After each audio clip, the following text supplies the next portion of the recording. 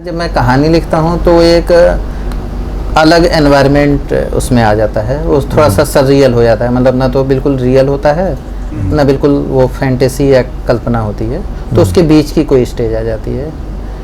तो शायद एक तरीका मुझे लगता है ये उस बात से होता है कि आप जो लिख रहे हैं उससे और लेखक के बीच एक डिस्टेंस होना चाहिए। अब ये इसकी बारीकियां क्या हैं, मैं शायद अभी उस बारीकियों को एक्सप्लेन नहीं कर पाऊंगा, लेकिन जैसे एलियट कहते हैं कि आपकी संवेदना और लेखक के बीच जितना ज़्यादा फासला होगा, रचना उतनी ही बेहतर होगी। तो यानी कि अगर बिल्कुल भावुकता में डूब के लिख दिया कि हाय हाय क्या हो रहा है और ये, तो वो सबसे सतही चीज़ बन जाती है। फिर आप धीरे धीरे उससे पीछे हटते जाते हैं, दूर होते जाते हैं, दूर होते जाते हैं। और इसी का सहारा लेने के लिए एलियट ने क्या किया कि उन्होंने माइथोलॉजी और तमाम चीज़ों का इस्तेमाल करना शुरू किया, बिंबों का इस्तेमाल करना शुरू किया। वो उनका अपना एक तरीका था। मेरे साथ क्या होता है, कोई एक चीज़ स्ट्राइक कर जाती है कहानी के लिए खास तौर से, और वो फिर चलती रहती है मन में, इसलिए इतना कम लिख पाता हूँ मैं। जैसे अभी मतलब जैसे 3 कहानियाँ आई हैं, लेकिन मेरे दिमाग में कम से कम नहीं तो 15-20 कहानियाँ हैं। लेकिन प्रॉब्लम वही है कि वो जो है शेप कब लेंगी। तो ऐसे कोई एक घटना हो गई, वो दिमाग में चलती रहती है।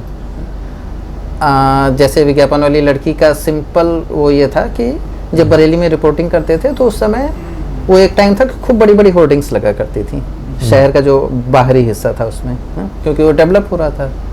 उसको देखते देखते कहीं एक मतलब एक इमेजरी आई कि क्या कभी ऐसा भी हो सकता है। अब लेकिन वो आई तो फिर आगे क्या होगा। तो फिर एक होता है कि एक किरदार कहीं दिमाग में आता है, फिर वो घटनाएं, तो जो निजी अनुभव होते हैं वो सिर्फ वहाँ तक उसको फिल करते हैं, यानी कि कहानी को सजाते हैं। हाँ।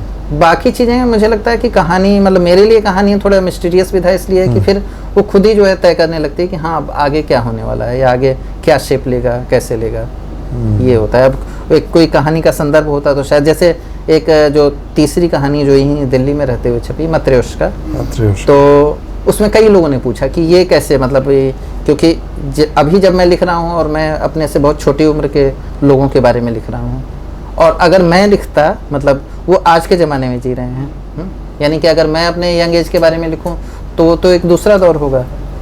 वो ऐसा नहीं होगा जैसा आज दिल्ली मेट्रो का दौर है या ये समय है। तो वो एक प्रक्रिया है जिसमें बहुत सारा ऑब्जर्वेशन काम आता है।